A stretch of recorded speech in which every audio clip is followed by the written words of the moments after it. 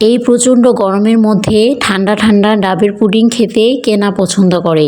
এই ডাবের পুডিংটি অবশ্যই কম বেশি সবাই পছন্দ করে থাকেন, আর গরমের সময় হলে তো আর কোনো কথাই নেই। আসসালামু আলাইকুম everyone, welcome to my channel. আজকে আমি আপনাদের ডাব এবং দুধ দিয়ে একটা মজাদার পুডিং তৈরি করে দেখাবো।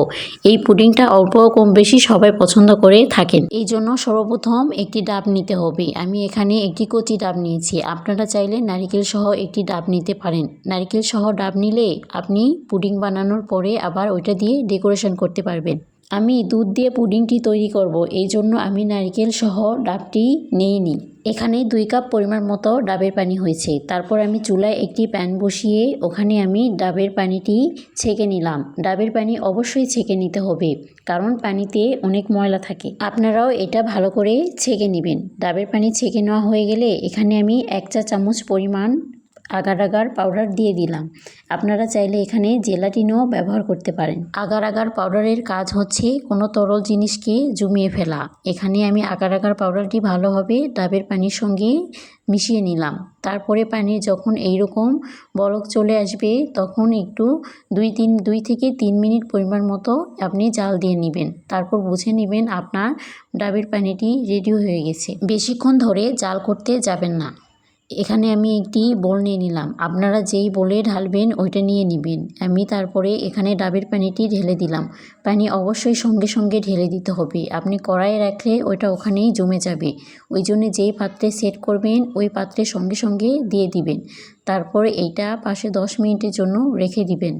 এই ফাঁকে চুলায় একটি প্যান বসিয়ে দিলাম। প্যান বসিয়ে ওখানে আমি 2 কাপ পরিমাণ মতো আমি তরল দুধ দিয়ে দিলাম। আপনারা চাইলে এখানে গুঁড়া দুধও ব্যবহার করতে পারবেন, তাহলে দুধটি আরও ঘন হবে। তারপর এখানে আমি 2 চা চামচ পরিমাণ চিনি এবং 1 চা চামচ পরিমাণ আগার আগার পাউডার দিয়ে দিলাম। তারপর দুধের সঙ্গে আমি এগুলো ভালোভাবে মিশিয়ে নেব। চুলার আঁচ অবশ্যই লো হিটে রাখবেন।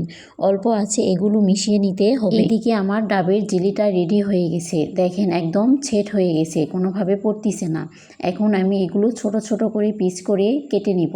এটা কিন্তু নর্মাল 10 মিনিট রাখার কারণে সেট হয়ে গেছে। এটা আমি কোনো ফ্রিজে রাখি নাই। আপনাদেরও ফ্রিজে রাখতে হবে না, এমনি বাইরেই 10 মিনিট রাখলেই এটা সেট হয়ে যাবে।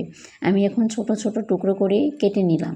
নেওয়ার পরে দেখেন জেলিটা কত সুন্দর হয়েছে, একদম গোটা গোটা হয়ে আসছে। বোঝা যাচ্ছে যে এটা জেলি তৈরি হয়ে গেছে পারফেক্ট। তারপর আমি যেই পাত্রে আমি পুডিংটা সেট করব ওই পাত্রে জেলিগুলো ঢেলে নিলাম।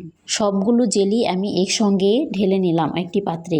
আর এইদিকে আমার দুধটাও রেডি হয়ে আসছে। দুধে অল্প একটু বলক চলে আসছে। দুধটাও বেশি জাল দেওয়া যাবে না, হালকা একটু বলক চলে আসলেই নেড়ে চেলে আপনাকে দুধটা নামিয়ে নিতে হবে। তারপরে যেই পাত্রে আমি ডাবের জেলিটা রাখছিলাম ওই পাত্রে আমি দুধটা ঢেলে দিলাম। অবশ্যই দুধ ঠান্ডা করা যাবে না, গরম অবস্থায় দুধটি জেলির মধ্যে ঢেলে দিতে হবে। তারপর একটু নেড়ে চেড়ে আমি এই পুডিংটি 30 মিনিটের জন্য রেখে দিব। ফ্রিজে রাখার দরকার নেই, বাইরে রাখলেই হবে। দেখেন 30 মিনিট পরে আমার জেলিটি একদম রেডি হয়ে গেছে। দেখে বোঝা যাচ্ছে যে পুডিংটি একদম পারফেক্টভাবে জমে গেছে। আপনারা দেখলেই বুঝতে পারবেন যে পুডিংটি কেমন জমে গেছে। এখন আমি একটা প্লেটে আমি পুডিংটি ঢেলে নিব। দেখেই মনে হচ্ছে পুডিংটি কত পারফেক্টভাবে হয়েছে। আপনারাও চাইলে এই প্রচণ্ড গরমে এভাবে ঠান্ডা ঠান্ডা ডাবের পুডিং খেতে পারেন। খুব সহজেই এই পুডিংটি তৈরি করে নেওয়া যায় এবং খেতেও অনেক মজা হয়। আমার রেসিপিটি আপনাদের কাছে ভালো লেগে থাকলে অবশ্যই আমার চ্যানেলটি সাবস্ক্রাইব করে দিবেন। সবাই ভালো থাকবেন, সুস্থ থাকবেন। আল্লাহ হাফেজ।